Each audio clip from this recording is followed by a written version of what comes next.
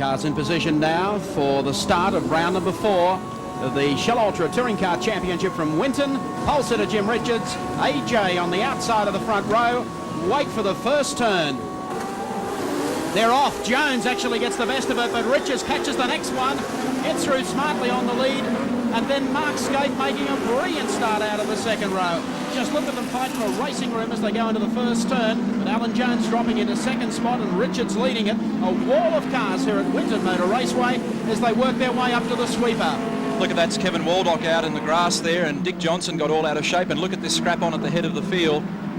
Jim Richards, a tremendous start. One of the drivers, I think, in either one of the Nissans had a million revs when he left the line, but he still made a great start. I think that may have been Scaife. He's up to third. Just look at Win Percy.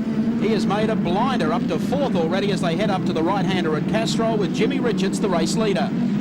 It's a monstrous field of touring cars contesting this round at Winton. It's Jim Richards, Alan Jones in second place. Third place is Mark Scaife.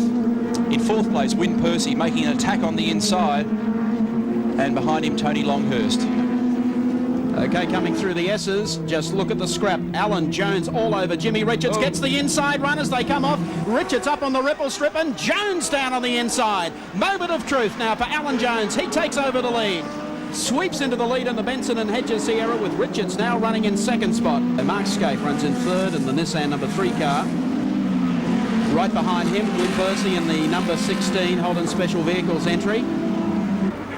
When you listen to the engine note in this car and listen to how carefully Jim bleeds the power on, he's forceful yet careful and has to be so careful. Look at Jones being pushed a little wide there. Now he scrambles back and covers his ground. What the part number on the diff there? That's how close it is as Jimmy Richards gets into stalking mode. Takes Jones on the inside as they make their way to Penrite Turn.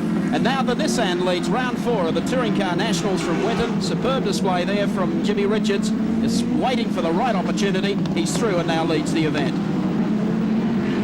As Jimmy Richards goes through, has opened a break of about 10 car lengths to Alan Jones in the number 20 car. And here comes Scaife.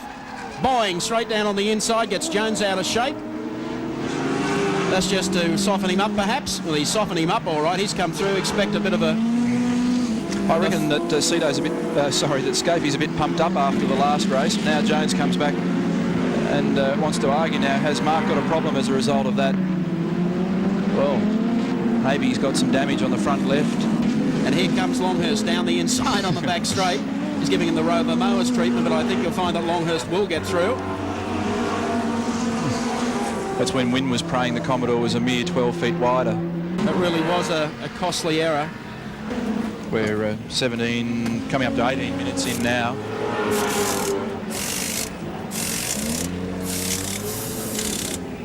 Well, that's the situation in the pits. Mark Scaife goes back out. The Munro shock absorbers, Mercedes-Benz of Phil Ward being hotly pursued by Jim Richards. And Ward is involved in a scrap of his own with one of the BMW M3s, the ex-Brock cars, which were the ex-Gardner cars. Isn't that a marvellous... He's a bit busy to see Richo, I think. Isn't that fantastic stuff from our Nissan track cam? You see that friendly wave from Wardy as he saluted his fellow competitor there. That's Larry Perkins giving John Bowe something to think about at the moment. They're old competitors from the open wheeler racing days, and we wouldn't get more fierce drivers, I don't think, than John Bowe or Larry Perkins. JB isn't giving him too much ground. Perkins has been right on him right from the start of the race. Well, Mark Scaife ready to step out of the car, so his race is over for the afternoon. There's the Benson and Hedges cars having a battle for second and third. And Tony's making a lunge here, and I think he might just squeeze through. Alan made that very easy. Yeah.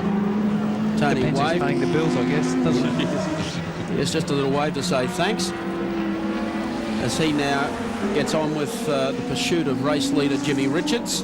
Win Percy's Holden Commodore, which was running in fourth position, just mysteriously stopped in the middle of the road, and engine builder Rob Benson went sprinting down to it in the grass, opened the passenger's door, had a look, obviously did something. They got it mobile once again, and now it's pulled up at the top of the circuit. So that's put paid to the Holden Racing Team effort this weekend, as we look at Dick Johnson, who has moved up a slot as a result. So that puts Glenn Seaton in fourth, Dick Johnson in fifth, John Bowe in sixth.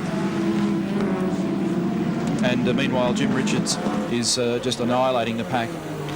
Let's go to our Dunlop race cam. And hard at work today, Dickie Johnson. Hard at work's not the meaning of the word, mate, I can tell you.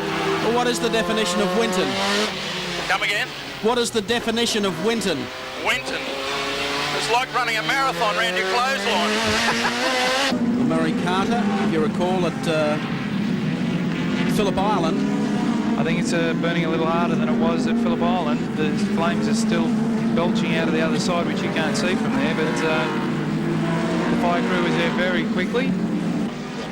Oh, Peter Brock, dearie me, Ray Lintott, that just in front of him in the Valvoline car got very much sideways. So through natural attrition, a few other problems, Peter Brock now moves to 8th.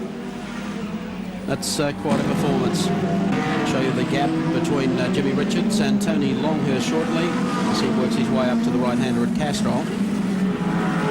And comes down the back straight. I reckon his bag, this one, is comfortably in front of the two B&H cars. Look for the first yellow car. I've got the stopwatch on this gap. Richards goes through. 6.6 seconds from Jim to Tony. There's our second place, Tony Longhurst, going through. Here comes third placed Alan Jones.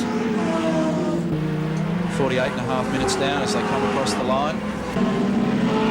Race order still Richards over Tony Longhurst, Alan Jones, Glenn Seaton, then Dick Johnson, John Bower. We're following at the moment Larry Perkins, then Colin Bond. Peter Brock is the next one after that. And then Mark Gibbs in car number 21. Well done on Mark Gibbs's part. Been a good drive in the GIO Commodore. This is the battle for 6th we're looking at. We're now 49 minutes and 23 seconds in, so about 30 seconds to go. We'll look for Jim Richards. Whoa, Perkins has gone the wrong way. He's gone down the, yeah. But has he? Because Bondi's out in the dirt as well. That's the bit we can't see. Oh. Well, everything stayed the same, except the gaps are bigger. The gap just opened up. That has just taken all the pressure off. JB be having a breather right now. 49 minutes and 48 seconds, and not too far off the finish of this race with Jimmy Richards. Is coming down the back straight now for the last time. Looking for the checkered flag. Last corner comes up, and he's done it. He's broken the Ford Sierra stranglehold. Richards takes it at Winton. Jimmy Richards across the line in car number 2. A win today for Nissan. That's 2 years in a row. Okay, let's recap them for you now on our Shell race score. The winner of round 4 from Winton this afternoon, Nissan's Jimmy Richards. Second place goes to Tony Longhurst in the Benson and Hedges Sierra. Third to his teammate Alan Jones. Fourth spot to Glenn Seaton in the Peter Jackson Sierra. And rounding out the top 5, Queensland's Dick Johnson.